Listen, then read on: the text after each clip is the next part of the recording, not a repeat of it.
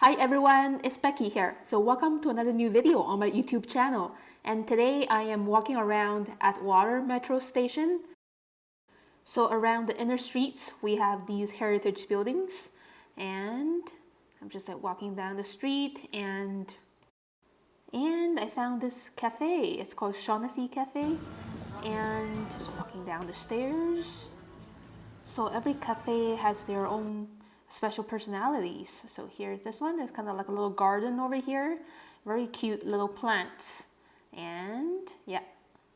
And I like this triangular shaped bookshelf. So I ordered a cup of latte and an almond croissant. Very nice tabletop. And I love the pattern of the tiles and all of these cute little plants on the windowsill. I think I'm going to sketch them in my sketchbook.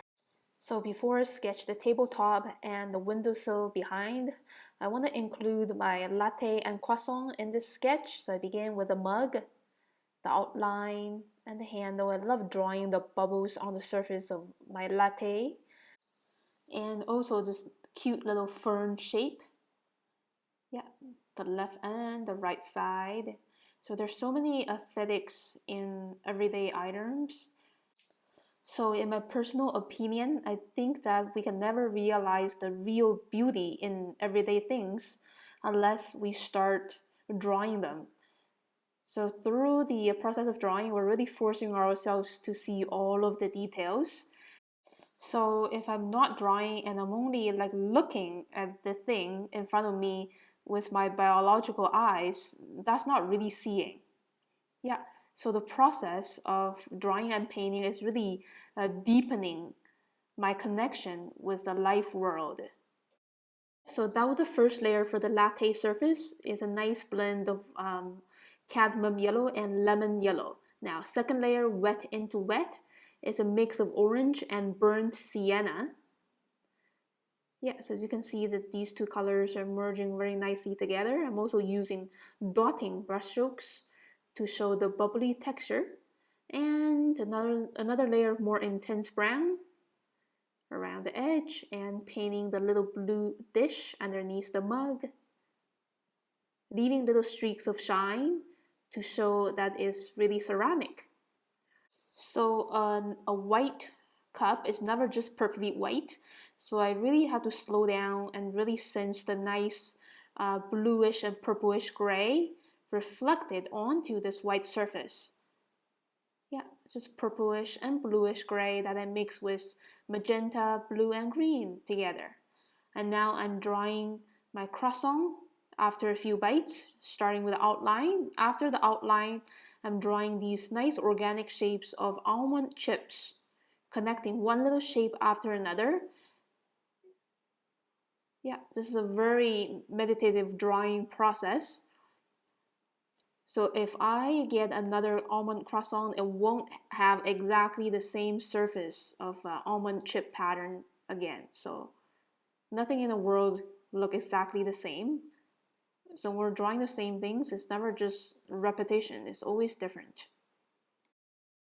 And when we're drawing an object, we don't have to fit every single part within the paper or the sketchbook page. As you can see, I'm kind of just let it go. Just let the part of the plate to cut out a little bit, so it's very natural, emerging on the side of the page, and adding these florals and that little broken chip on the upper part of the little dish. And now I'm ready to add watercolors for the croissant and the little floral dish.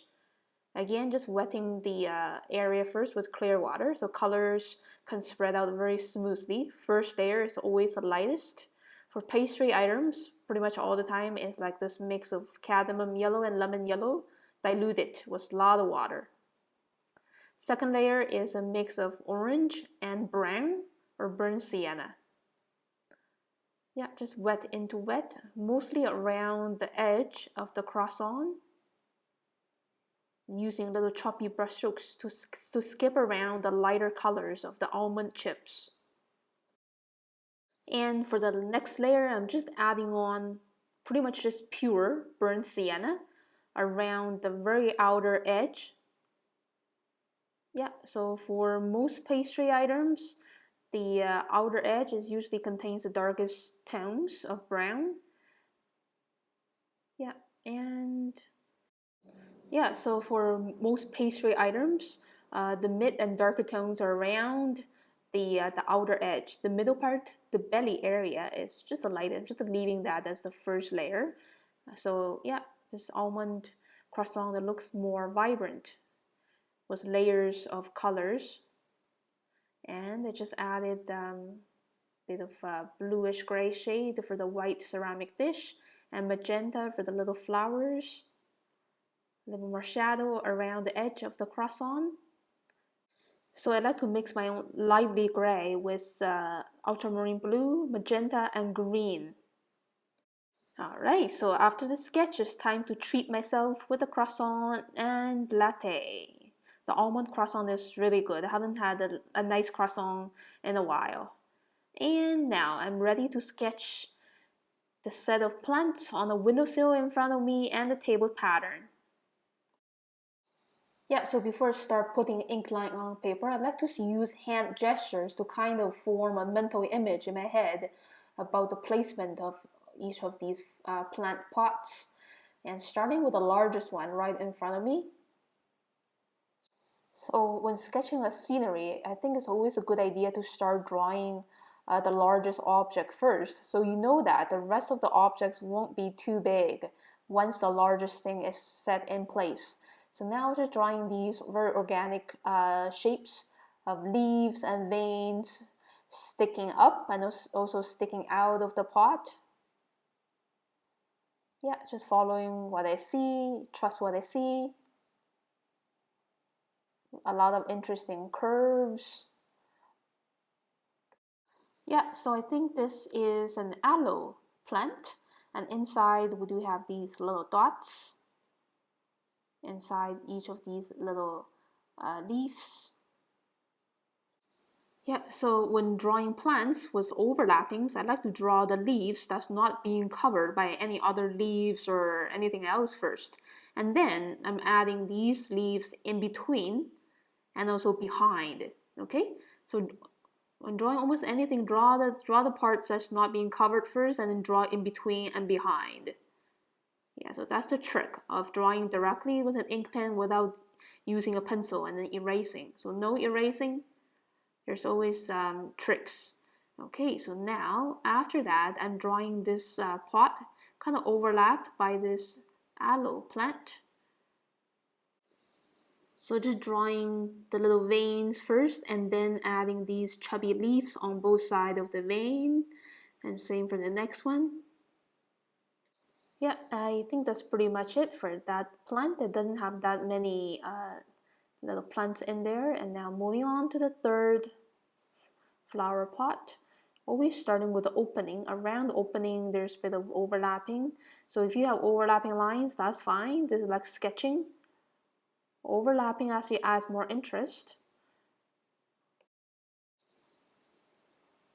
Yeah, and drawing the next one, this flower pot is smaller than the rest, and with this nice round cactus growing in it, and the little spikes with short little broken lines. Yeah, so that's that. And just kind of extending the windowsill line at the same time as well, and drawing the next one. Yeah, starting with the brim of the flower pot and the little dish underneath, and then now starting to draw these fat leaves. These are kind of like orchid leaves. It's very similar. And almost there. It's very convenient for me to draw from left to right because I'm right-handed. Now drawing these tiny little leaves inside these this small pot. These are kind of like flying around on veins, dangling around the side of the little pot.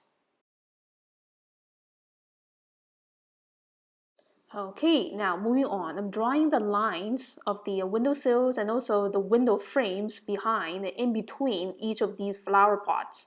Okay, so that's the trick of drawing directly with an ink pen without erasing, is to draw from front to middle to the back first. So this is the way to avoid, as many overlapping lines as possible. Okay, so I think I want to include this largest pot on the very left. Yeah, so because I don't want to leave the side blank, just gonna draw half of it. So again, when we're sketching a scenery, we don't have to fit in every single object in it. So some parts cut off is actually more natural. And it looks more inviting than just trying to fit everything inside the page frame. Yeah. Yeah, so now I'm drawing these little slots for air conditioning. So these repetition of slots are actually a very nice pattern that kind of hold the scenery more tightly together and adds a sense of unity to this scenery. And just adding the perspective lines of the tiles, as you can see, and the horizontal lines for the tiles. So after kind of dividing the table into these tile pieces, I'm starting to draw the patterns on each of these squares, drawing very quickly because I'm not really worried about making it look exactly the same. The pattern is actually pretty complicated, so I'm just trying my best to capture the aesthetics that I feel about these patterns. And yeah, it's kind of like a Middle Eastern style or something, yeah. And it really kind of echoes with the organic shapes of the plants above. Yeah, so that's another sense of balance in here. So the patterns on the tiles are in harmony with the plants above. Yeah, as you can see, I'm also making the right side of the tiles very loosely flowing. So that's it for the drawing. I'm gonna leave it very loose so for the viewer to imagine the rest of the pattern. So when we're sketching, we don't have to finish, the whole scenery, make it look like so completed. You could just let it hang very loosely like this. And now I'm ready to add watercolors. The first layer is the leftover mix of lemon yellow and cadmium yellow, very much diluted to show the bright lamplight inside this interior. Yeah, pretty much for like everywhere. Everywhere in here is reflecting the warm lamplight. Yeah, just putting on this warm glow of lamplight and imagine the colors for the next steps. Okay, so first layer for the flower pots is the mix of orange, red, and a little bit brown or burnt sienna. Just punching these juicy colors on without worrying about making, every shape look so perfect. Some brush stroke is kind of popping up a little bit, and that makes our paintings more dynamic. So we don't have to flatten our brush strokes. Just bravely put the colors on without over stirring. Yeah, so that's the first layers for the flower pots, all having a terracotta color. And the first layer for the plant leaves is like yellow ochre mixed with a bit of lime green. It's so bright inside, and also there's like daylight streaming in. So yeah, so that's the brightest color on these leaves. Yeah, same for the cactus. Use smaller brush strokes to paint these tiny leaves. Okay, so that's it for the first layer of the plants. Now I'm switching to my smaller tip water brush, wet on to wet. Second layer is, I think the second layer is viridian green. As you can see, I'm just leaving tiny little streaks of the first layer's bright green, just to let it shine on top of this medium green. So that's the charm of watercolors, that when you're adding a new layer, the previous layer can be still seen through this semi-transparency. Yeah, and same for these smaller leaves and the little cactus plant. Yeah, leaving lighter values from the previous layer or just the white of paper is making objects shine and make them look more lively. It makes your painting look more loose and flexible. So you don't have to paint like filling in a coloring book. You don't have to always paint inside the shapes so perfectly. Yeah, so second layer for the terracotta flower pots. So is burnt sienna or brown mixed in with a little bit of ultramarine blue. Blue, it really darkens the color of brown for the left side of the flower pot. So now the flower pot looks more three-dimensional with transition of dark to light. And same for the other little pots around. Yeah, so when painting three-dimensional stuff like these flower pots, so really be aware of where the light comes from. Okay. And so adding the second and third layer of medium to dark brown, it really accentuate the three dimension of these cylinder shapes. Yeah, just filling in the soil inside the pot as well, showing a little bit. Adding a little more definition. I feel like the more layers that we add to a painting, the more definition it has. Usually the next layer is usually of a darker value of the previous layer, not a very different color. So if you add red onto green, it's going to get dirty. But if you add a darker tone of green on top, it's going to look stronger and not dirty. Yeah, just adding this leftover bluish gray for the windowsill. This side is away from the light source. The top of the windowsill is like exposed to the daylight, so it's brighter. Yeah, and just adding some stronger bluish gray tone. So I mix my own gray with blue, magenta, and a little bit of green. So the more blue I add into this mixture, the more bluish gray it looks like. Just adding a little bit more sharper lines for these little slots. And that's it for the windowsill. And now I'm still using this bluish gray to paint the tiles.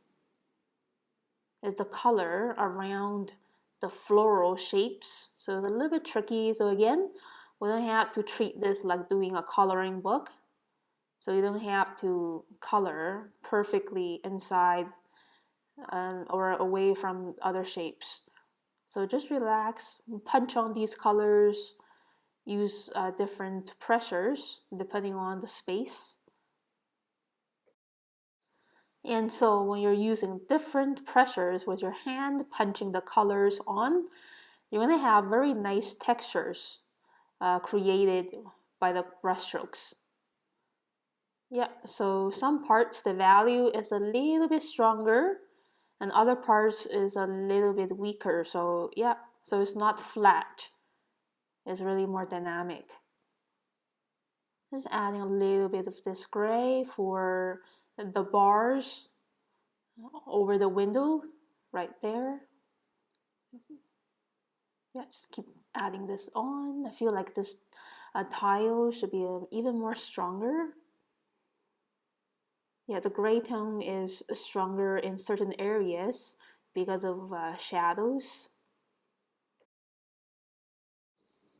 Yeah, so the gray looks darker in between the flower pots because of the shadows, and also yeah, underneath the flower pot, underneath the windowsill. Yeah, so just be brave, just paint very loosely using brush strokes. A little bit more around underneath these smaller pots on the windowsill. A little bit more for the bars on the window. And that's pretty much it. And now I think there's about 30 more minutes until they close, and there are two guys chatting very actively about life, about their passions. Yeah, so a lot of enthusiasm in their conversations. They're starting to draw the guy on the left. So when drawing people, I always like to start drawing the shape of their hair first, and then the ear, which is very foreshortened, into a thin little shape. And then the back of the head, the front of the face, the chin, the collar of the shirt. And this guy is wearing glasses, so this is the bar of the glasses, the lens. Yeah, I can only see one because it's a side view. And just adding a little bit, just a couple lines to show the texture of hair. Drawing his shoulder and the back. The front part of the body, this is the arm extending. It's a short sleeved shirt. Okay, so now just kind of adding a bit of wrinkles around, kind of in between his sleeve and the main part of the shirt. Extending down the short sleeve into his elbow, finishing the bottom part of his shirt and his pants. Yeah, I think his leg gonna be outside the picture, that's okay. And the final detail for the chin. So now, yeah, the angle of his hand is actually a little bit tricky. This is his left hand on the other side, moving around, so kind of drawing his palm right there. Yeah. A nice gesture when people are talking very actively. They have their hands extend out, and his other hand always moving, flipping through the notebook, and now adding the funny detail on the back of his shirt. Yeah, he was holding a pen, always writing, flipping through his notebook. There's a laptop behind him on the table. And now I'm ready to draw the other guy and his Asian. As always, I like to start drawing the shape of the hair first. This is the side view, and then the ear attached to the bottom of the hair shape. The forehead, the nose, and the mouth area. And this guy is also wearing glasses. Yeah, so I actually found drawing people wearing glasses easier than drawing people not wearing glasses. And just adding the texture for the hair there. And yeah, people always have neck showing right underneath the chin and the sleeve of his jacket. And I think he was wearing his sack. That's the belt of his sack. And just kind of adding some more loose, vague details behind them around the window area. These are the holes for the air conditioning, and these little pots of houseplants. Drawing very quickly because details in the back don't need to be as detailed or tight. Yeah, so that's that. And so I decided to draw the lamp above them. It's a very important little metaphor showing their illuminating talk. Yeah, and the light bulb shines. Okay, so now I'm ready to add watercolors again. I want to paint the color of the window right there. So it's actually a very busy cityscape outside, but now I'm actually simplifying it into a very minimalistic style. So I wetted the area first with clear water and just adding these muted browns. Yeah, things in the back, it doesn't have to look so vibrant, competing for attention. So yeah, just muted colors to kind of suggest the atmosphere of the buildings. Yeah, it was a cloudy day, but inside is nice and bright.